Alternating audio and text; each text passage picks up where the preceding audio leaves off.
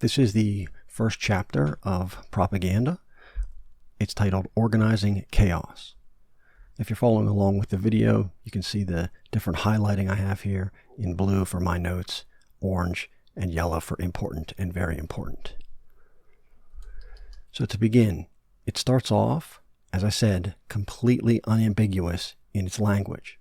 Quote, "The conscious and intelligent manipulation of the organized habits and the opinions of the masses is an important element in democratic society.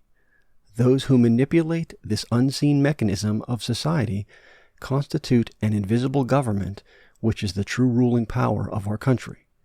We are governed, our minds are molded, our tastes are formed, our ideas suggested, largely by men who we have never heard of." So right there, out of the gates, the first paragraph, he minces no words. The people who manipulate the mechanisms of society, and that we are governed, etc., by men we have never heard of.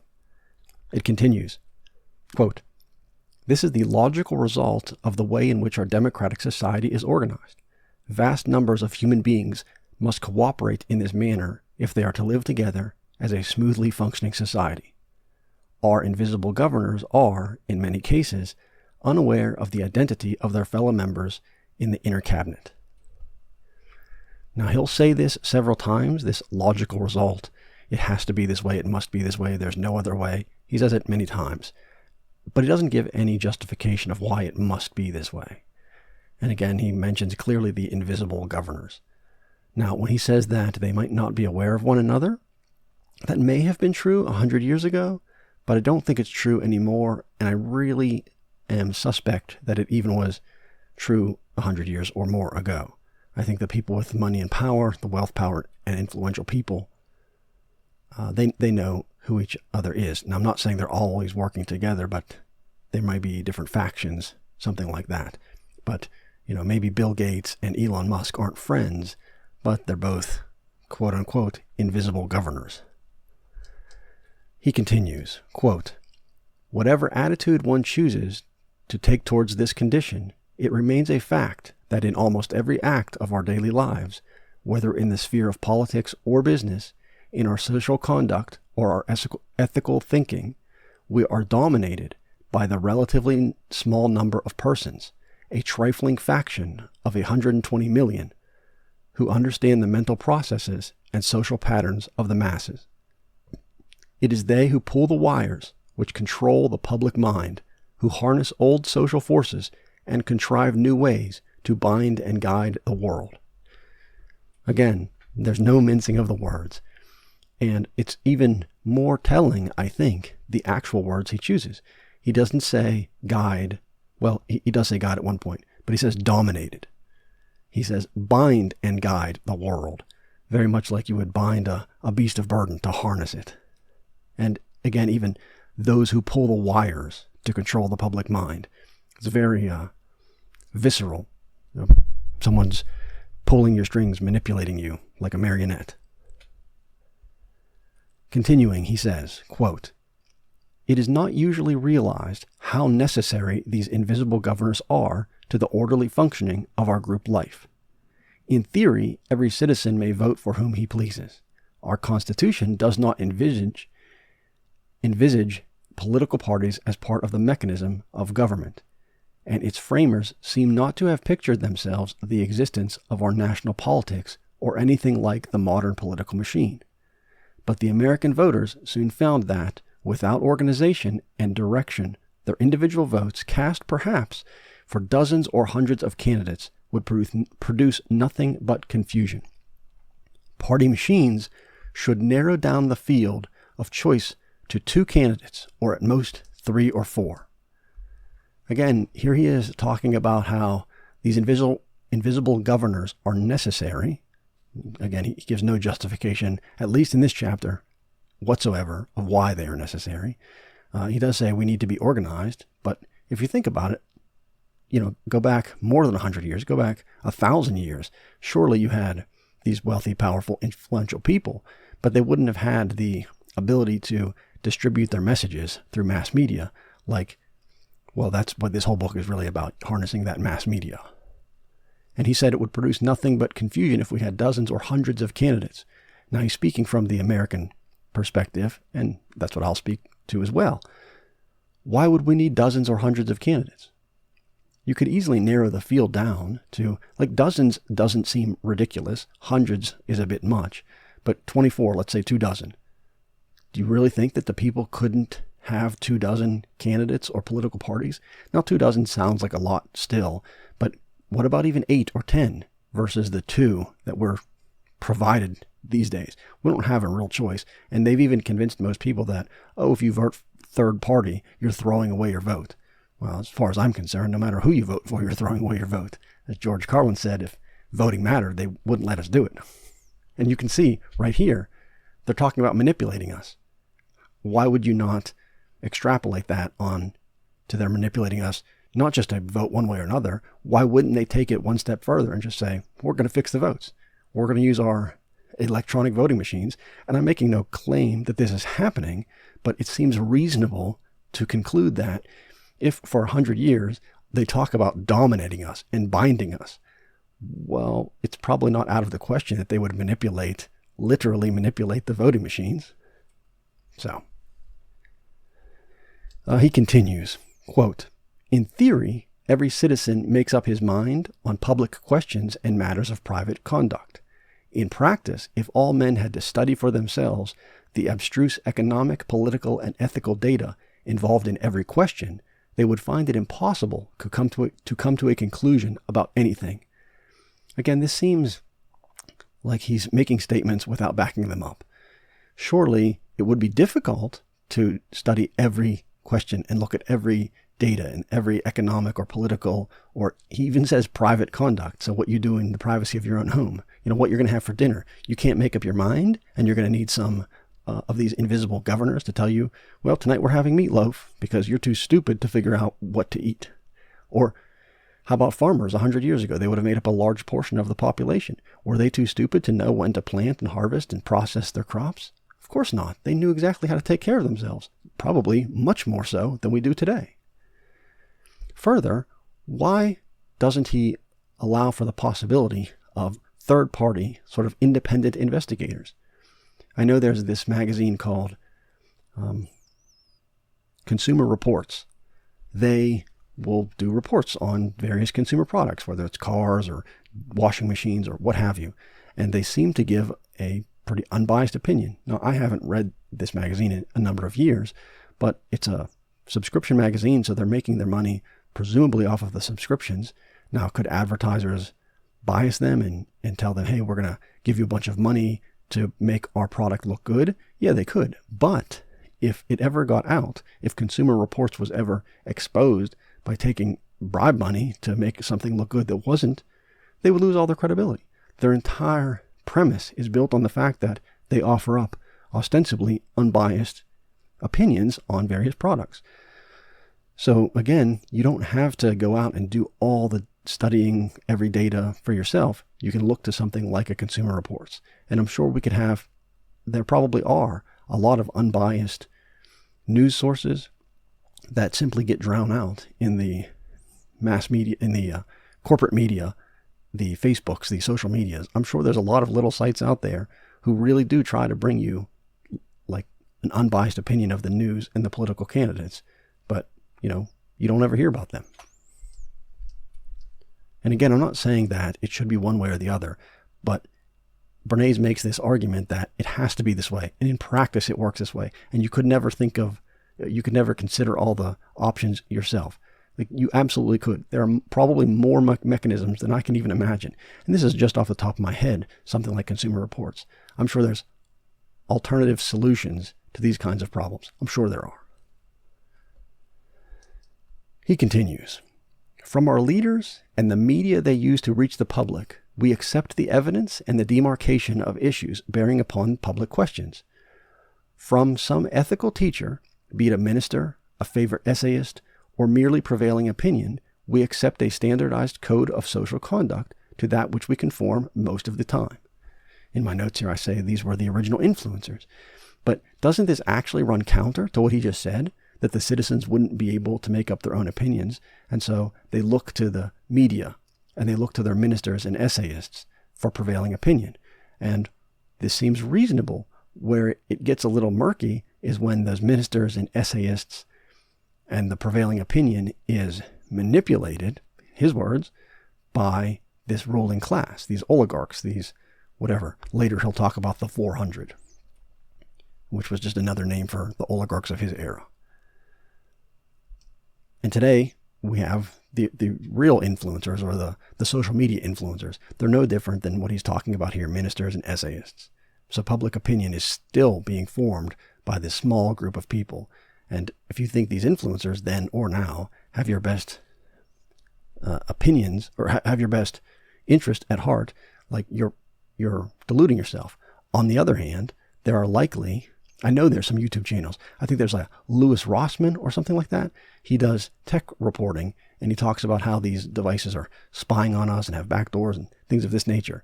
And he seems like a pretty trusted resource. Mr. Who's the Boss, he also seems to do pretty reasonable, unbiased commentary and reviews of these products. Now, I don't know if that's true or not. I don't really subscribe to these channels, but I know they exist, and they presumably make their money off of their audience.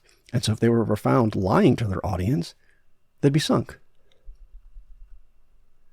He continues, quote, "In theory, everybody buys the best and cheapest commodities offered to him on the market.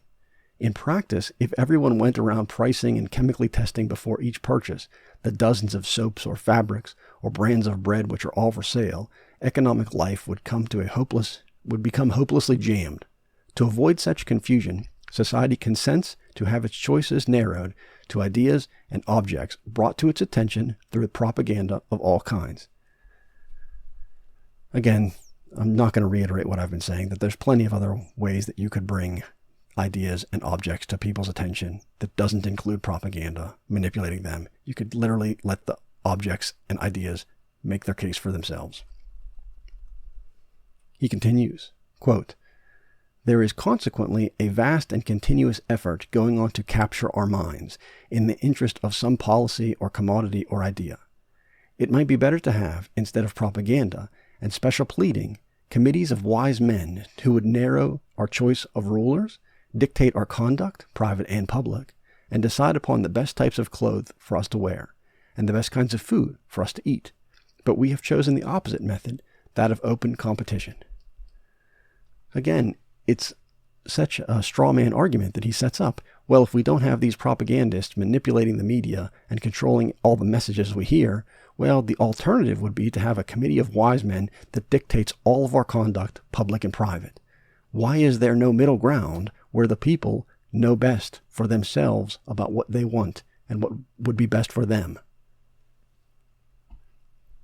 Quote, we must find a way to make free competition function within reasonable smoothness. To achieve this, society has consented to permit free competition to be organized by leadership and propaganda. Some of the phenomena in this process are criticized: the manipulation of the news, the inflation of personality, and the general ballyhoo, by which politicians and commercial products and social ideas are brought to the consciousness of the masses. The instruments by which public opinion is organized and focused may be misused, but such organizations and focusing are necessary to ordinary life. Again, he keeps saying the same thing. It's necessary. It must be this way. And he offers no alternative.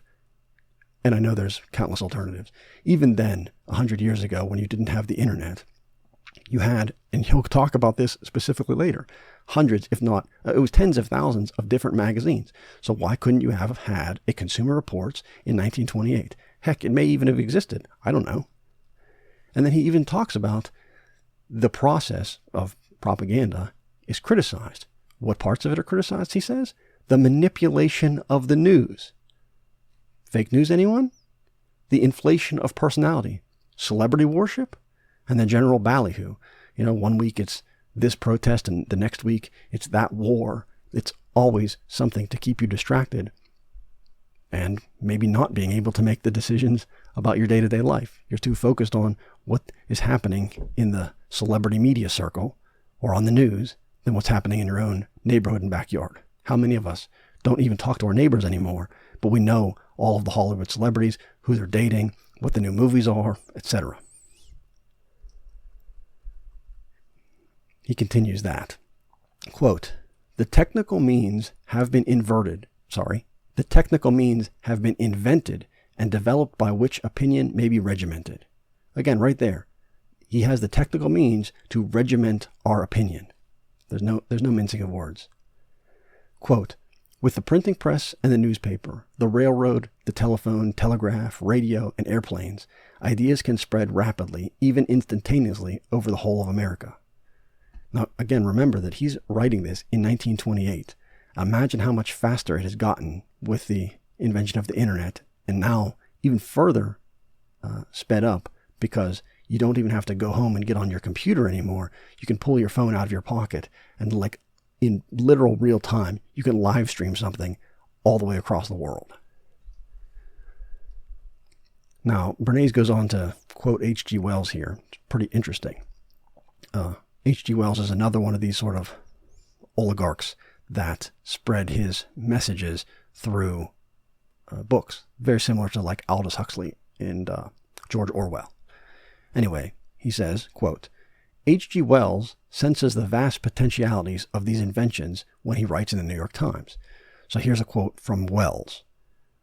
Modern means of communication, the power afforded by print, telephone, wireless, and so forth, of rapidly putting through directive strategic or technical conceptions to a great number of cooperating centers, of quickly getting replies and effective discussion, have opened up a new world of political processes. Ideas and phrases can now be given an effectiveness greater than the effectiveness of any personality and stronger than any sectional interest. The common design can be documented and sustained against every perversion and betrayal. It can be elaborated and developed steadily and widely without personal, local, and sectional misunderstanding. I think the right word for this is brainwashing. It's using top-down catchphrases, news clips, sound bites, whatever you want to call them by today's standards. And this, he even says that the purity of these messages can be totally controlled without quote-unquote misunderstandings. Again, we see the exact same thing happening today. You see on CNN or Fox News or MSNBC, it doesn't matter, left or right, they're all the same. They are the ones telling you, they are the arbiters of truth. Listen to them, whether it's about COVID or some war or some protest, it doesn't matter. They are the arbiters of truth, and you should listen to them because they have the truth. And they throw out these catchphrases and ideas. I remember there was a clip on Conan, a section he would do, where he would find all of these local newscasters saying the exact same messages. And it would go on for like 2 and 3 minutes. They were all marching to the same tune. They were all delivering the exact same message. Now, we local people, we only see our local news. You know, I'm in Pennsylvania. I don't see the Ohio news. I don't see the New York news. And similarly, the people in Ohio don't see the Pennsylvania news. So we all think we're getting a unique message, but it's literally all the same message. And as far as I can tell, this is brainwashing. Indoctrination, if you want. They call it organizing people. Bernays continues, quote, what Mr. Wells says of political process is equally true of commercial and social processes. The groupings and affiliations of society today are no longer subject to local and sectional limitations. When the Constitution was adopted, the unit of organization was the village community, which produced the greater part of its own necessary commodities and generated its group ideas and opinions by personal contact and discussion directly among its citizens.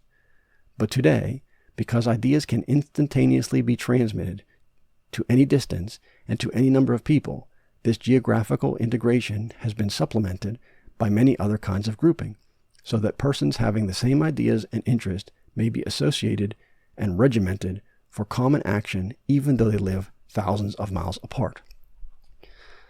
This here seems to me like a 100-year-old echo chamber.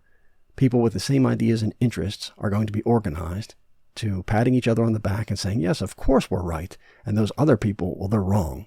Whereas, he says before, you had the local unit of organization at the village level. And so when you have this smaller, more local organizational unit, you have to live with your neighbors. So even if my neighbor is a Democrat and I'm a Republican or whatever, in the end, we still have to be neighbors. We still have to get along. And today, with the rise of social media, and I think I mentioned this before, how many of you listening to this now even know your neighbors? I mean, you might know their names, sure, and maybe you say hi if you're walking to the car or to get the mail or something like that. But how many of you actually maybe sit on the porch at night and have a discussion with your neighbors? It's so infrequent these days because you can just pull out your phone. And why would I talk to my neighbor when I can, like I said, pull up my phone and talk to people maybe halfway across the world that have the same ideas as me? There's no more challenging. And we see the same thing happening in colleges. Colleges used to be a marketplace of ideas where every idea could compete and be heard of. But today it's, if you don't have the right think, they're going to ban you from college. They're going to, or maybe not ban you from college, but they're going to ban you from presenting on college. The student groups aren't going to allow, let's say, whether it's the leftist or the rightist, it doesn't matter. No ideas should be banned from the college campuses. And I think this is taking that to the extreme, where you have the echo chamber of the college campus now becomes the echo chamber of the entire country that can be segmented by our modern technology. Now he continues here giving some examples. In this case, it's the World Almanac, and he lists these groups under the A's. I'm not going to read them. There's about 2 dozen here if you don't see the video. And he said that this is only a few, and that the American Newspaper Annual and Directory from 1928 listed 22,128 periodical publications in America. Now, as a little aside here, we see the League to Abolish Capital Punishment and the Anti-Profanity League. Again, we can go back even 100 years and we see the people trying to let the criminals free, abolish capital punishment. Obviously, it's less extreme than what we have today, the catch and release, but that's where it starts, right? People argue that, it's a slippery slope. Well, maybe abolishing capital punishment eventually leads to abolishing this, that, and the other kind of punishment. And now, 100 years later, you murdered somebody? Well, you'll be back out on the street in 3 weeks. And the Anti-Profanity League, again, I'm not a particular fan of profanity, but it is free speech. And today, what do we have? The snowball effect, the slippery slope effect. You have to use the correct pronouns or you're somehow creating a microaggression. This seems to be the natural conclusion of an Anti-Profanity League. And now, when he's talking about this 22,000 periodical publications in America, there's maybe even millions today. The internet, at least it's a double-edged sword. It can spread this propaganda, fake news, whatever you want to call it, but it also allows for people like me and you to communicate with one another fairly directly. He continues that there's the National Livestock Producer, has a sworn circulation of 155,000. The National Engineer has 20,000 circulation. The New World, 67,000. And of these periodicals, of the 22,000 periodicals, many of them have an excess circulation of 10,000. And like I was just saying, these days, those are rookie numbers. You've got people on YouTube that have literally millions of subscribers. 155,000 subscribers on YouTube certainly is a lot. You're doing well, but you're not even close to the top. There's lots and lots of YouTube channels out there that have 155,000 or more that you and I have never even heard of. And like I said, the internet gives this kind of reach, at least the potential to reach this amount of people. Like I said before, the internet and the modern proliferation of technology and communications does cut both ways. That said, the broad range of publications are out there, but the largest ones, often corporate sponsored, end up leveraging the network effect to attract more eyeballs. There might be hundreds of sites or podcasts or newsletters focusing on a particular niche, but there are far more people looking at these corporate sites like Facebook and Reddit. And like I said, it's the network effect. So if there's 1 million people there, if you want to be part of the crowd, well, that's where the crowd is. Where you might have a YouTube channel like mine, and Maybe there's dozens or hundreds of people watching this, hopefully more in the future, but I don't have the pull that something like Facebook or Reddit does. That's pretty obvious. And on those big sites, if you don't say the right thing or you don't carry the water appropriately, and who knows, that sand is shifting every day. What you say today might be perfectly reasonable, and then in 6 months or a year, it's deemed offensive by someone. And if you go over that line, these sites, you'll be shunned, if not outright banned.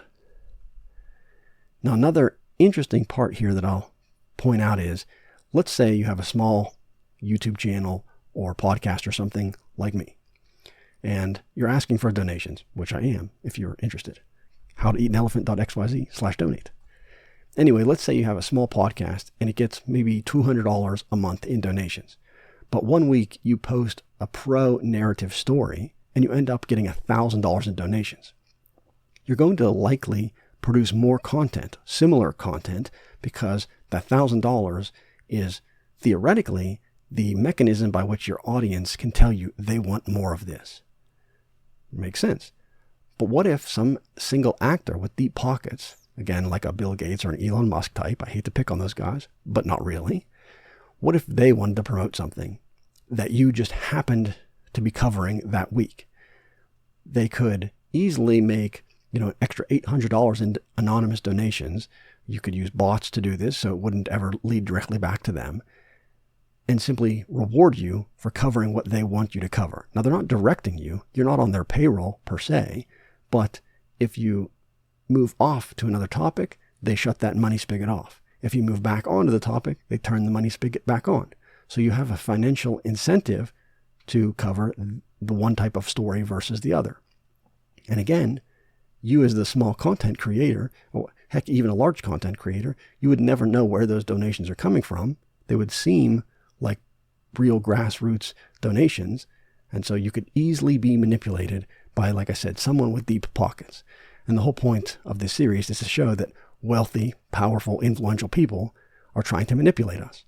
And why wouldn't they use something like, hey, I can throw $800 to, website XYZ, and they'll cover what I want them to cover, and I don't have to directly tell them what to do. I'll just nudge them in another direction.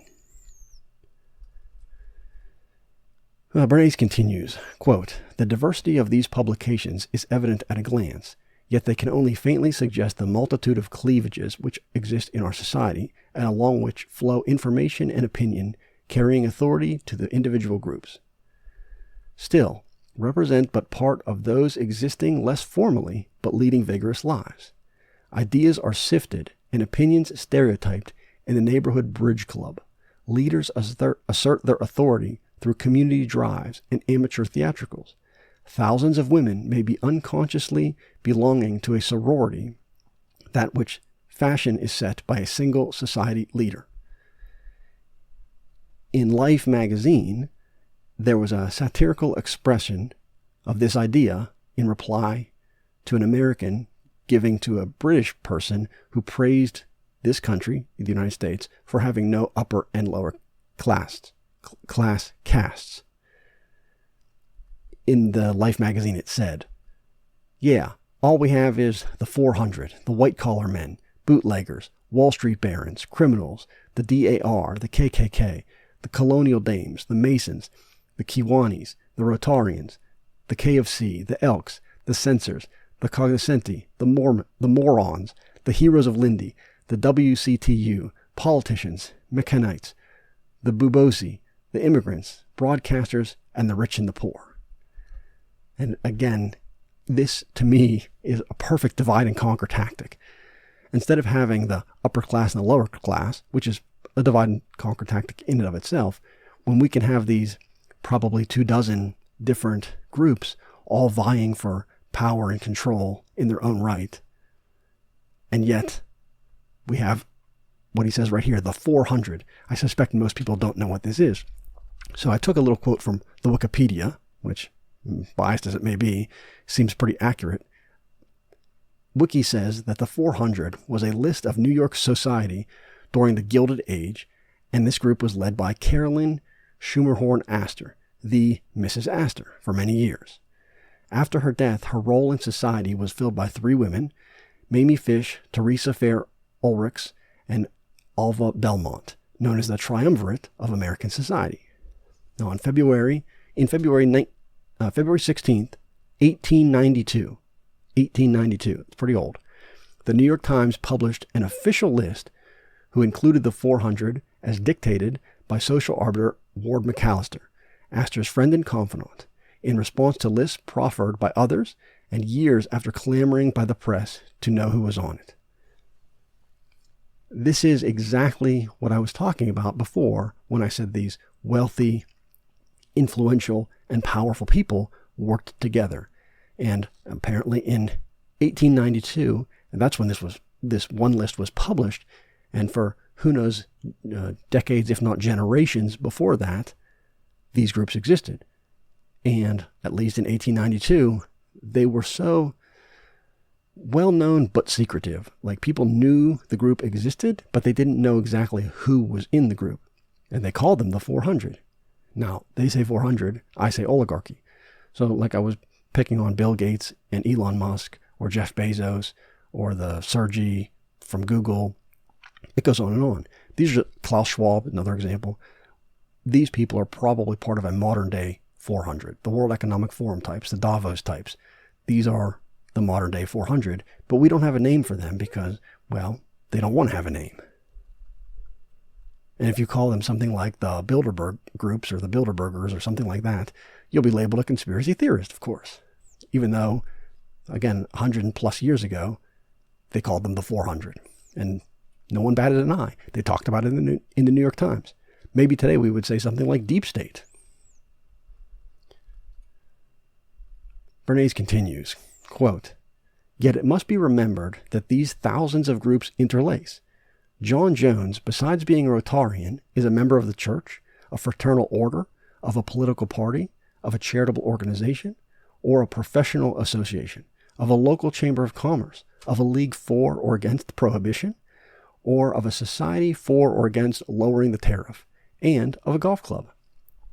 The opinions which he receives as Rotarian will tend to disseminate in the other groups which he may have influence." Again, I point out that this is nothing more than a 100-year-old influencer. He gets an idea in one group and he spreads it to another. Bernays continues, quote, "This invisible intertwining structure of groupings and associations is a mechanism by which democracy has organized its group mind and simplified its mass thinking.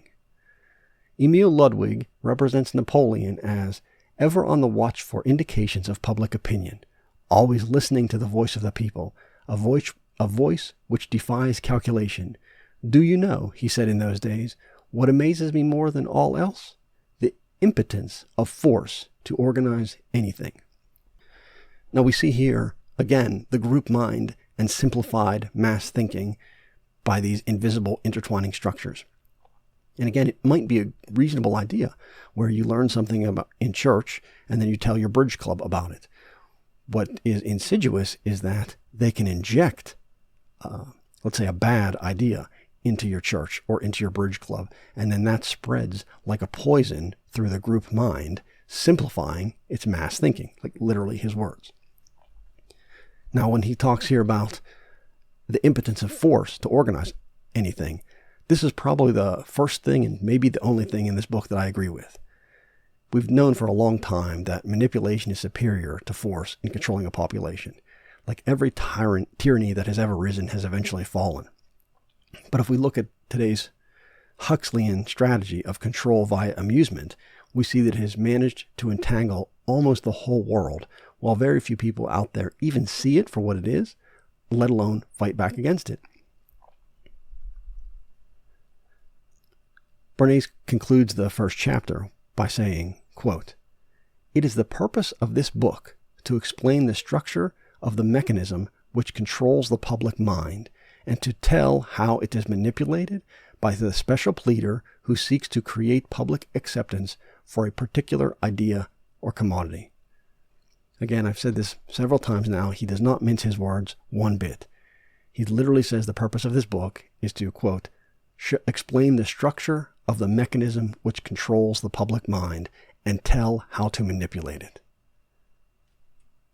I don't think anything else needs to be said. It speaks for itself. Well, if you found this lecture useful, you can find more in the links below. If you're listening to this and there's no links below, you can go to howtoeatanelephant.xyz, click on the main courses page or the propaganda link, and it will give you a list of all of the chapters that I've covered and the ones that I will be covering in the future. And if you really like it, there's a donate button there that I wouldn't be adverse to you using. Well, thank you for your time and attention. Have a good night.